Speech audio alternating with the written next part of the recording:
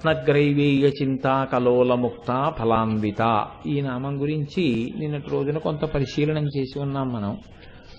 ఇవాల్టి రోజున అంటారు కామేశ్వర ప్రేమరత్నమణి ప్రతిపణస్థని అని పిలుస్తున్నారు అమ్మవారిని వసిన్యాది దేవతలు. ఇది చాలా పరమ పవిత్రమైనటువంటి నామం. అమ్మవారి యొక్క మాతృత్వమును సూచించేటటువంటి నామం. అమ్మని చూసి అమ్మ అనడం ఎంత పవిత్రంగా, ఎంత ప్రేమగా, ఎంత అనుబంధంగా ఉంటుందో ఈ నామము కూడా అంత పవిత్రమైనటువంటి నామం. ఇందులో ఒక చమత్కారాన్ని జోడించారు. మహాకామేశ్వరుని యొక్క ప్రేమ అనబడేటటువంటి రత్నాన్ని అమ్మవారు పుచ్చుకుంది. ఇప్పుడు ఆయన తన ప్రేమని ఆవిడికి ఇచ్చాడు. ధర్మేచ అర్ధేచ కామేచ నాతిచరామి. ఇప్పుడు సంపూర్ణంగా ఆయన యొక్క ప్రేమ ఆవిడికి ఇయ్యబడింది. ఆవిడ ఫలితంగా ఆయన యొక్క ప్రేమని పొందినటువంటి కారణం చేత ఆయనకి 2 మణులను ఆవిడ బహూకరించింది. ఆయన ప్రేమరత్నాన్ని ఆవిడ పొందింది. ఆవిడ 2 రత్నములను ఆయనకి బహూకరించింది. అమ్మవారి యొక్క 2 స్తనములు 2 మణులుగా స్వామివారికి ఇయ్యబడ్డాయి. దీనివల్ల తెలిసేది ఏది అంటే మనకి వారిద్దరూ తల్లిదండ్రులు అన్నది భావన. ఎందుచేత అంటే లోకంలో మీరు ఒక్క విషయం గమనించండి, ఇది పెద్ద విశేషం ఏం కాదు. మనకి అసలు ఉన్నాము అంటే కారణం అమ్మ. అమ్మ కడుపులో పెరిగాం, అమ్మ కడుపులోంచి వచ్చాం. అమ్మ కడుపులోంచి వచ్చిన తర్వాత అసలు బతికున్నాడు అనడానికి కారణం అమ్మ ఇచ్చిన పాలే. అమ్మ పాలు తాగి బతికినటువంటి వాడు అమ్మ కూడా ఏం చేస్తుందంటే, నేను కూడా గౌరవించే ఆయన ఉన్నారు నాన్న, నేను కూడా ఆయన్ని అనుగమిస్తూ ఉంటాను అని తండ్రిని పరిచయం చేస్తుంది. లోకంలో తల్లి పరిచయం చెయ్యకుండా తండ్రి తెలియదు అసలు. కాబట్టి ఇప్పుడు శివుడు తెలియాలి అంటే, శివజ్ఞానం రావాలి అంటే ఏది ఉండాలి అంటే, భౌతికంగా ఈ శరీరంతో బతకడానికి అమ్మ ఉండాలి. అమ్మ సూర్యచంద్రులిద్దరినీ తన స్తనాలుగా చేసుకుంది. బాహ్యంలో తల్లి తన స్తనములలోంచి క్షీరము స్రవిస్తే బిడ్డల్ని పోషించినట్టు ఆ అమ్మకి ఈ బ్రహ్మాండములలో ఉన్నటువంటి సమస్త ప్రాణిజాతము ఆవిడ బిడ్డలే కనుక ఆవిడ సూర్యచంద్రుల్ని స్తనమండలంగా పెట్టుకుని సమస్త ప్రాణులను పోషిస్తోంది. అందుకనే ఆ సూర్యచంద్రులు లేకపోతే ఆహారం దొరకదు. సమస్త ప్రాణికోటికి ఆహారము అమ్మవారి యొక్క స్తనములలోంచే వస్తున్నట్లు. అందుకని అమ్మ స్తనములలోంచి స్రవించిన పాలచేత బిడ్డడు బతికినట్టు ఆ సూర్యచంద్రుల వలన సమస్త ప్రాణికోటి బతుకుతోంది. అమ్మా అని ఏడిస్తే పిల్లవాడి పట్ల అమ్మ కరుణించినట్టే, అయ్యో నేను అసలు ఎవరు, నా యొక్క నిజస్వరూపమేమి అని ఏడిచినటువంటి వాడికి ఆవిడ జ్ఞానక్షీరమును పడుతోంది. ఆవిడ జ్ఞానక్షీరమునిచ్చి ఆ జ్ఞానక్షీరము చేత శివుడు తెలిసేటట్టుగా చేస్తోంది. మాయని తీసేస్తోంది, శివుడు ఎవరో చెప్తోంది. చెప్పడం వల్ల ఇక్కడే మనకేం తెలుస్తుందంటే, నేను జీవుడను కాను, నేను ఆత్మ అన్న జ్ఞానం కలుగుతుంది. ఈ జ్ఞానము కలగడానికి హేతువు అమ్మవారి యొక్క అనుగ్రహము. కాబట్టి అమ్మవారి యొక్క స్తనములలోంచి స్రవించేటటువంటి పాలు అంటే 2 కోణముల యందు ఉంటాయి. ఒకటి మనందరం బతికి ఉండడం, ఒకటి 2 ఆ జ్ఞానక్షీరమును గ్రోలి శివుణ్ణి తెలుసుకోవడం ఒకటి. కాబట్టి లోకంలో ఎప్పుడైనా అమ్మ స్తనములు అనగానే అవి దేనికి గుర్తు అంటే మాతృత్వమునకు గుర్తు. ఒక కొడుకుగా ఆ అమ్మతనాన్ని చూసి ఈవిడే మా అమ్మ, ఈవిడ వల్లే నేను బతికాను, ఈవిడ వల్లే నేను ఉన్నాను, నా తల్లి అని నమస్కరించడానికి ఏ స్తనమున వలన మనం బతికామో ఆ నామం చెప్పగానే బిడ్డలుగా మనందరం 2 చేతులు కైమోడ్చి నమస్కరించవలసినటువంటి నామం ఆ నామం. కాబట్టి కామేశ్వర ప్రేమరత్న మణి ప్రతిపణస్థని. నాభ్యాలవాల రోమాలిలతాఫలకు చద్వయి అంటారు తర్వాతి నామంలో. ఇది వసిన్యాది దేవతలు తమ యొక్క ఉపాసన బలం చేత లలితాపరాభట్టారిక స్వరూపం ఆవిర్భవించినప్పుడు వారు అమ్మవారి యొక్క అంగాంగములను పరమభక్తి భావనతో దర్శనం చేసినటువంటి వారు. ఒక హనుమ రామచంద్రమూర్తి యొక్క అంగాంగములను సీతమ్మ దగ్గరికి వెళ్ళి ఎలా చెప్పగలిగారో అలా అంత ఉపాసన బలంతో కేశాది పాదాది పర్యంతము వారు వర్ణించగలుగుతున్నారు. ఇది వారి యొక్క ఉపాసన బలం. బిడ్డలుగా నిలబడి వారు ఆ దర్శనం చేశారు, ఆ అనుగ్రహాన్ని మనకి కృప చేశారు. వారంటారు అమ్మవారి బొడ్డు దగ్గర బయలుదేరినటువంటి ఆ నూగారు, ఆ సన్నని వెంట్రుకలతో కూడినటువంటి ఆ తీగవలె పైకి పాకినటువంటి నూగారు 2 పళ్ళు ఫలిస్తే ఎలా ఉంటాయో ఆ తల్లి యొక్క స్తనములు అలా ఉన్నాయి నూగారుకి. నాభ్యాలవాల రోమాళిలతాఫలకు చద్వయి లక్ష్యరోమ లతాధారత సమున్నేయ మధ్యమ. కొన్ని నామాలకి పెద్ద విశేష వ్యాఖ్యానం అక్కర్లేదు, అవి మాతృ చిహ్నములు అని గుర్తించి ఒక నమస్కారం చేయగలిగితే చాలు, వాటికి పెద్ద వ్యాఖ్యానాలు అవసరం ఏముండదు. లక్ష్యరోమ లతాధారత సమున్నేయ మధ్యమ అంటే అమ్మవారి యొక్క నడుము ఉందా లేదా అని అనుమానం వచ్చింది. వసిన్యాది దేవతలకి కూడా మిగిలినవన్నీ చెప్పగలుగుతున్నారు, కానీ ఒక్క నడుము ఉందా లేదా అని వాళ్ళకి అనుమానం వచ్చింది ఉపాసనలో అమ్మవారి వంక చూసినప్పుడు. అంటే అనుమానం రావలసినంత పరిస్థితి ఎందుకు వచ్చింది అంటే అంత సన్నటి నడుము, అంత సన్నటి నడుము ఉన్నటువంటి తల్లిగా మీరు ఎప్పుడైనా బాగా గండు కందిరీగలు ఉంటాయి ఎర్రటివి. నేను ఫుడ్ కార్పొరేషన్ సామర్లకోట పనిచేసే రోజుల్లో అక్కడ ఆఫీసులోకి వస్తుండేవి, నేను తదేకంగా వాటిని చూస్తుండేవాడిని. నిజంగానే అవి ముందుకి తల ఇలా ఉంటుంది, వెనక్కి పృష్ఠభాగం ఇలా వంగి ఉంటుంది, మధ్యలో ఉన్న నడుము వంక చూస్తే అసలు ముందుకున్న ఈ బరువుని వెనకనున్న ఈ బరువుని నడుని ఎలా మోస్తోందిరా అనిపిస్తుంది మనకి. వెంట్రుకవాసిగా ఉంటుంది. కొంచెం అది దూరంలో ఎగురుతున్నప్పుడు మీరు చూస్తే మధ్యలో ఏదో లేదు, కానీ ఈ 2 ఎలా కలిసి ఉన్నాయి అని అనుమానం వస్తుంది మీకు. బాగా పట్టి పట్టి చూస్తే ఓ నడు ఉందిరోయ్ దీనికి అంటారు. సన్నగా వెంట్రుకలో ఉంటుంది, అది మోస్తూ ఉంటుంది రెండింటినీ కలిపి. అది చాలా ఆశ్చర్యం, అందుకే కందిరీగ నడుము అంటుంటారు. ఇక్కడ వసిన్యాది దేవతలు ఇంకా అందమైన మాట మాట్లాడారు. లక్ష్యరోమలతాధారత సమున్నేయ మధ్యమ. అమ్మవారి నడుము ఉంది అని చెప్పడానికి మాకేం కనపట్టలేదు అక్కడ నడుము అన్నారు. మరి నడుము ఉందని ఎలా చెప్పగలవు నువ్వు? ఏదో ఒక ఆధారం ఉందా పోనీ నడుము ఉంది అనడానికి? ఓ ఆధారం ఒకటి మాకు కనపడుతోంది అన్నారు. ఏం కనపడుతోంది అని అడిగారు. అడిగితే ఆమె నాభి నుంచి బయలుదేరినటువంటి నూగారు హృదయ మండలం వరకు వెళ్ళింది కాబట్టి మధ్యలో ఏదీ లేకపోతే ఆ నూగారు తెగిపోతుంది పైకి కిందకి. మధ్యలో ఏదో ఆలంబనం ఉంది కాబట్టి అది తిన్నగా పూర్తిగా పై వరకు వెళ్ళింది ఆ తీగ. అలా వెళ్ళింది కాబట్టి బహుశా నడుము ఉందని మేము అనుకుంటున్నాం తప్ప నడుము అని మాకేం కనపడలేదు అన్నారు వాళ్ళు. అంటే అంత సన్నని నడుమున్న తల్లి. అయితే ఇక్కడ ఒక అనుమానం రావచ్చు, ఎందుకండి ఇవి అని మీకు అనుమానం రావచ్చు. ఈ నామాలు ఇందులో ఉండేటటువంటి బీజాక్షర సమన్వయం వేరు, 2 అందులో ఉండేటటువంటి చమత్కారం వేరు. ఇప్పుడు అమ్మవారి యొక్క స్తనముల గురించి మాట్లాడినప్పుడు అవి మీరు మాతృచిహ్నములుగా స్వీకరించిన నాడు మీకు ఎంతో ఆనందం కలుగుతుంది. నాకు అమ్మ లేకపోవడం ఏంటి, నాకు అమ్మ ఎప్పుడూ ఉంది, నాకు అమ్మ ఎప్పుడూ ఉంటుంది అని మీకు ఒక ధైర్యం కలుగుతుంది. నన్ను కన్న తల్లి ఇవాళ ఆ శరీరం నాకు లేకపోవచ్చు, కానీ నాకు ఎప్పుడూ ఒక ధైర్యం ఏంటంటే నాకు అమ్మ లేకపోవడం అన్నది లేదు, నాకు అమ్మ ఎప్పుడూ ఉంది అని నమ్మకం. నాకు అమ్మ ఉంది అని ఏమి నమ్మకం? నేను నా తల్లి స్తనముల వంక చూసినప్పుడు ఆ తల్లే నా తల్లి అని నమ్ముతాను. అప్పుడు ఏమిటి దోషం అందులో? నేను ఒక కొడుకుగా నిలబడి నమస్కరించడానికి అవి మాతృచిహ్నములు అవుతాయి. అలాగే అమ్మవారి నడువంత సన్నగా ఉంది అని చెప్పడం దేని కొరకు అంటే, ఎక్కడ సన్నటి నడుము కలిగినటువంటి స్త్రీ ఉంటుందో సాముద్రికంలో ఏమంటారంటే, నడుము చాలా సన్నగా ఉన్నట్లయితే ఆమె ఎక్కువ మంది సంతానానికి క్లేశము లేకుండా జన్మను ఇయ్యగలదు. నడుము చాలా విశాలంగా ఉంటే, స్థూలంగా ఉంటే ఆమె కొంచెం ఇబ్బంది పడుతుంది, ఎక్కువ మంది సంతానాన్ని కనలేదు అని సాముద్రికంలో మాట చెప్తూ ఉంటారు. అంతకన్నా దాని లోతుగా నేనేం పరిశీలనం చేసే ఉద్దేశంలో లేను. కాబట్టి ఇప్పుడు అమ్మవారి నడువంత సన్నగా ఉంది కాబట్టి ఆవిడ ఆ బ్రహ్మకీట జనని, ఇన్ని బ్రహ్మాండములలో ఇంతమంది పిల్లల్ని ఆ తల్లి కన్నది. కాబట్టి ఈ నామాన్ని కూడా జగన్మాత స్వరూపంగా మీరు అనుసంధానం చేసి నమస్కరించాలి. అరుణారుణ కౌసుంభ వస్త్రభాస్వత్ కటీతటి. ఇవాళ నామాలు కొంచెం వేగంగా అవుతున్నాయి డాక్టర్ గారు. అరుణారుణ కౌసుంభ వస్త్రభాస్వత్ కటీతటి అంటే ఒక్కొక్క నామం. ఈవిడ మా అమ్మగారండి అన్నప్పుడు ఇంకా అమ్మ గురించి స్తోత్రం అక్కర్లేదు. కొన్ని అంత అందంగా ఉంటాయి. ఈవిడ మా అమ్మ అనేటప్పటికీ నా యొక్క సమస్తమైన పూజ్య భావన అందులో నిలబడిపోతుంది. అంత పూజ్య భావనతో కూడుకున్న దానికి వ్యాఖ్యానం అక్కర్లేదు.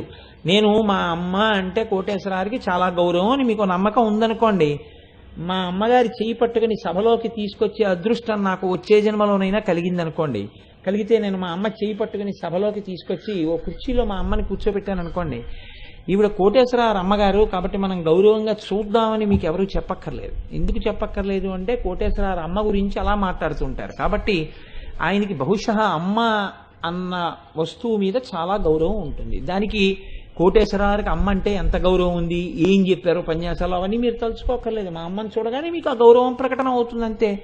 ఈ నామాలు కూడా అంతే, అవి అమ్మతనానికి సంబంధించిన నామాలు. ఆ నామం చెప్పుకుని నమస్కారం చేస్తే చాలు, వాటికి వ్యాఖ్యానం అవసరం లేదు.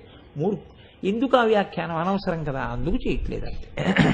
కాబట్టి అరుణారుణ కౌసుంభ వస్త్రభాస్వత్ కటీతటి. కటి అంటే మొల. అమ్మ ఎర్రటి చీర కట్టుకుంది. ఎర్రటి చీర కట్టుకుంటే అరుణారుణ కౌసుంభ, కుంకుమ పువ్వు ఎలా ఉంటుందో అంత ఎర్రటి చీర కట్టుకున్నటువంటి కారణం చేత అసలే అమ్మ ఎరుపు, అమ్మ కట్టుకున్న చీర ఎరుపు. ఈ రెండిటి వలన అరుణారుణమైనటువంటి కాంతులు వెదజల్లబడుతున్నాయి. ఈ ఎర్రటి కాంతి ఎక్కడుందో మీకు నేను విజ్ఞాపన చేసి ఉన్నాను. తెలుపులోంచి మిగిలిన రంగులు విడిపడేది ముందు ఎరుపు విడిపడ్డాకే, రంగులన్నీ తెలుపులో కలిసిపోయేది ఆ ఎరుపు కలిసిపోయాకే. కాబట్టి ఎరుపు ముందు కలిస్తే వెనక రంగులన్నీ కలిసిపోతాయి, ఎరుపు ముందు విడితే తర్వాత రంగులన్నీ విడితాయి.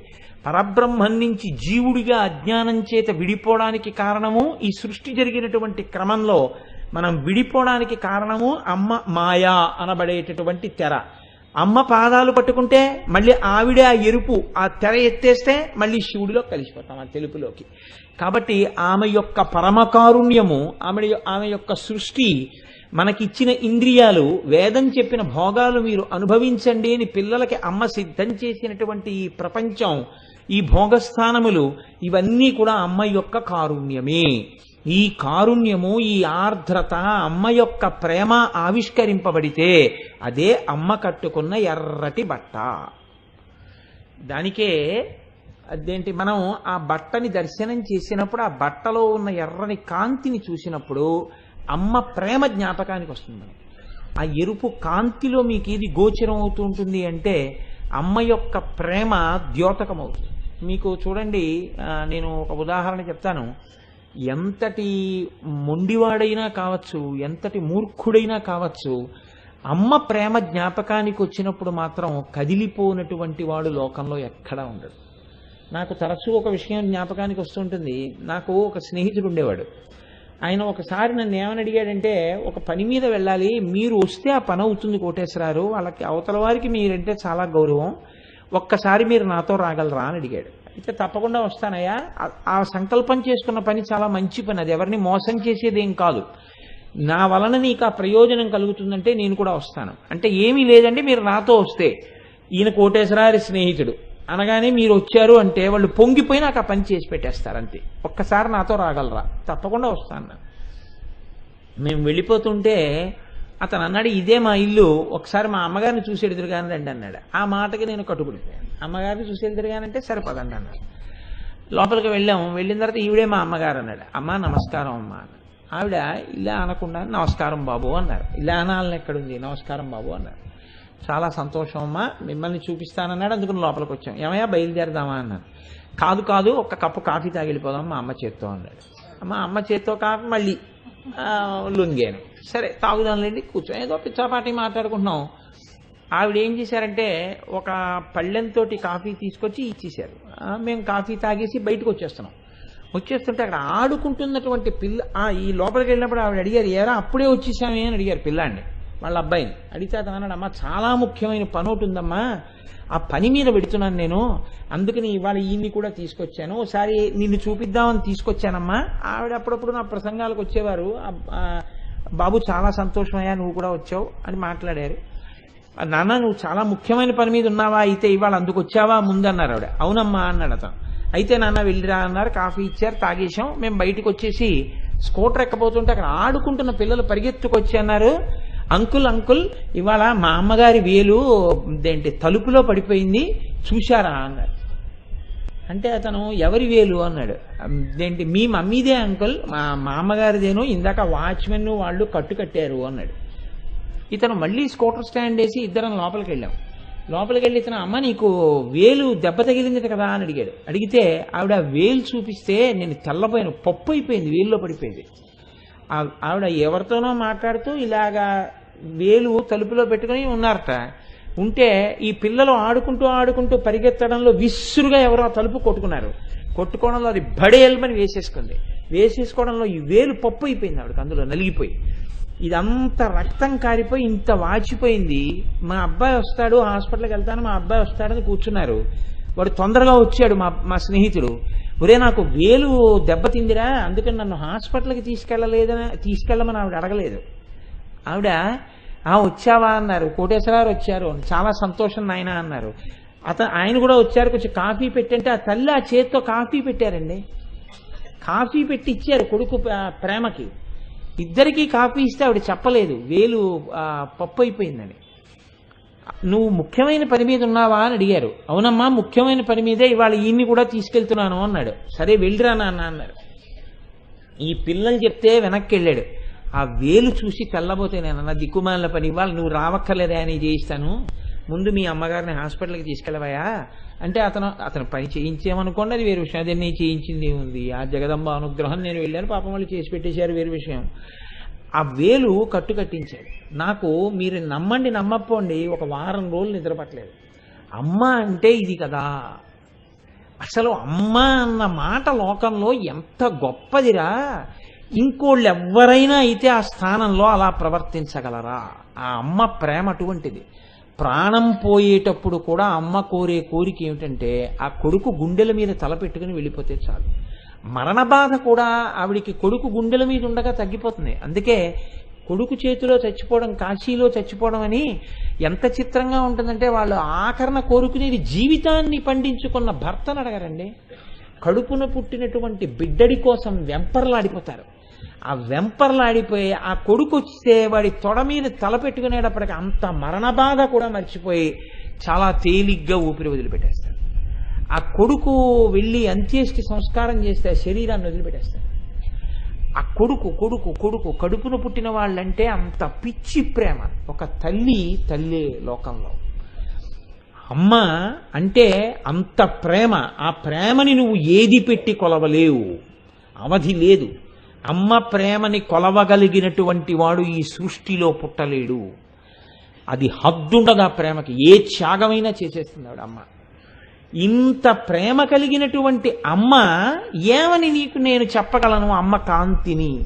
కాబట్టి వసిన్యాది దేవతలు ఎంచుకున్న మార్గం ఏమిటంటే అమ్మ కట్టుకున్న చీర కాంతులతో చెప్తున్నారు. అరుణారుణ కౌసుంభ వస్త్ర భాస్వత్ కటీ తటీ. తటీ తటీ అంటే అదో గమ్మత్తు. ఆ ఆంబ్రేడితంలో ఒడ్డున ఉన్నటువంటి చెట్టులా ఆ తల్లి ఎన్ని మాటలు వంగిందో నీకోసం. ఆ నడుము అరిగిపోయింది నీకోసం వంగడంలో. ఆ నడుముకి కట్టిన బట్ట, ఆ చీరలోంచి వస్తున్నటువంటి కాంతులు ఈ లోకం మీద ఆ తల్లికి ఉన్నటువంటి అవ్యాజమైన ప్రేమ. ఈ ఇంద్రియాలు ఇస్తే ఒక్కసారి ఆ జగదంబని దర్శనం చేద్దాం తనివి తీరా అన్నవాడు లేకపోవచ్చు, కానీ కంటికి వెలుతురు ఆవిడ అలాగే ఉంచింది. ఆవిడికి వెళ్ళి ఏ సేవ చేసి ఉండకపోవచ్చు, కానీ ఆవిడ శరీరములకు తుష్టిని పుష్టిని శక్తిని ఇస్తూనే ఉంది. మనం లోకంలో ఉన్న పదార్థాలన్నింటినీ అనుభవించేస్తున్నాం. అమ్మకి నైవేద్యం పెట్టామో లేదో మనకి తెలియదు, కానీ అమ్మ మాత్రం మనకి ఆ శక్తిని అలాగే ఉంచుతోంది. నేను సభాముఖంగా అనొచ్చు అనకూడదో, కానీ అమ్మవారి ఇచ్చినటువంటి తేజస్సుని చాలా దారుణంగా మనం వ్యయం చెయ్యొచ్చు, కానీ ఆవిడ నింపుతూనే ఉంది తేజస్సుని. ఇంత చేస్తున్న అమ్మ యొక్క వాత్సల్యము లేకపోతే, ఆవిడ కారుణ్యము లేకపోతే, నిజంగా నువ్వు ఆవిడిచ్చిన శక్తినికి చేస్తున్న వ్యయాన్ని ఆవిడికి లెక్క చెప్పవలసి వస్తే, ఈ తప్పుడు లెక్కలకు ఆవిడ కానీ నిన్ను నిలదీస్తే ఎవడికి జీవితంలో శక్తి అన్నది ఉండదు. అయినా ఉంటోంది శక్తి అంటే ఆ తల్లి యొక్క అనురాగం, ఆ తల్లి యొక్క ప్రేమ. బిడ్డలు వీళ్ళు కాకపోతే ఎవరు చేస్తారులే తప్పు, దిద్దుదామని ఆవిడ చూస్తూనే ఉంది. ఆ హద్దులేని ప్రేమ ఉందే, అది అరుణారుణ కౌసుంభ వస్త్ర భాస్వత్ కటీతటి. అందుకే ఉత్తర రామచరిత్రంలో ఒక అద్భుతమైన మాట చెప్తారు. సీతమ్మ తల్లిని ఒక ఋషిపత్ని కలుసుకుంది. ఆవిడెవరు? ఏ సామాన్యమైనటువంటి ఆవిడ కాదు, వశిష్ఠుని భార్య అయినటువంటి అరుంధతీదేవి. అరుంధతీదేవి కలుసుకున్నప్పుడు ఆవిడని ప్రియమార సమాచారం అడిగి సీతమ్మకి నమస్కారం చేసింది. చేస్తే సీతమ్మంది ఆవిడ నరుడి భార్యగా ఉంది. ఆవిడంది, అమ్మ మీరు పెద్దవారు, మీరు వశిష్ఠుడి ఇల్లాలు అరుంధతి, మీరు నాకు నమస్కారం చేయడం ఏమిటమ్మా అని అడిగింది. అడిగితే ఆవిడంది, నమస్కారమునకు యోగ్యత దేని వలన వస్తుందో తెలుసా? వయస్సు వలన రాదు, లేకపోతే సాధించిన విజయముల వలన రాదు, కూడపెట్టుకున్న ధనం వల్ల రాదు, చదువుకున్న పుస్తకాల వల్ల రాదు, చేసిన పూజల వల్ల రాదు. నీ నడువడి ఎలా ఉంది అన్నదాన్ని బట్టి నీకు పూజనీయత వస్తుంది. నీ యొక్క ప్రవర్తన ఎలా ఉంటుందన్న దాన్ని బట్టి నిన్ను పూజించవలసి ఉంటుంది. నీ చారిత్రమును దృష్టిలో పెట్టుకుని నిన్ను గౌరవించవలసి ఉంటుంది. అలా చూసినప్పుడు నీకన్నా చారిత్రమున్న తల్లి ఈ లోకంలో ఎవరుందమ్మా? ఇన్నిటిని విడిచిపెట్టి భర్త కోసం అరణ్యవాసానికి వచ్చావు. ఒక్కనాడు ఎందుకు అలా చేశారండి అన్న మీ నాన్నగారి మాట వినకపోతే కొంపలు అడిపోయాయి అనొక్కనాడు అనలేదు. తల్లి నీ వంటిది నమస్కార యోగ్యతని పొంది ఉండకపోతే ఇంకెవరు పొందుతారమ్మా, అందుకు నమస్కరించాను అంది. కాబట్టి మీరు చూడండి, వాత్సల్యము, ఆ కాంతి, ఇంతటి మహాపతివ్రత అయినటువంటి సీతమ్మని అపహరించి పట్టుకెళ్లి రావణాసురుడు శిశుపావృక్షం కింద కూర్చోపెట్టి అనరాని మాటలంటున్నా ఆ తల్లి పరిస్థితి ఏమిటో ఒక్క మాటలో చెప్పారు వాల్మీకి మహర్షి. శుచిస్మిత, శుద్ధమైన నవ్వు నవ్వింది. ఆ నవ్వులో కోపం కాని, ఆ నవ్వులో అవహేళన కాని ఏమీ లేవు. అయ్యయ్యో పిల్లాడు దారి తప్పిపోయాడే, వీడు బాగుపడతాడా, వీడు ఎప్పటికైనా ఈ మాట తీరు మార్చుకుంటాడా, వీడి మాటకి మర్యాద వస్తుందా, ఏది మాట్లాడాలో ఏది మాట్లాడకూడదో వీడికి ఎప్పటికైనా తెలుస్తుందా అన్న బెంగతో నవ్వింది. కాబట్టి ఆవిడ శుచిస్మిత. ఎక్కడ ఉన్నా తల్లి ఏ రూపంలో ఉన్నా, ఏ అవతారంలో ఉన్నా, ఆఖరికి మనింట్లో అమ్మగా ఉన్నా, పక్కింట్లో అమ్మగా ఉన్నా, ఆ అమ్మతనం యొక్క ప్రేమ అంతే. ఆ ప్రేమకి అవధి అన్నది ఉండదు లోకంలో. కాబట్టి అరుణారుణ కౌసుంభ వస్త్రభాస్వత్ కటీతటి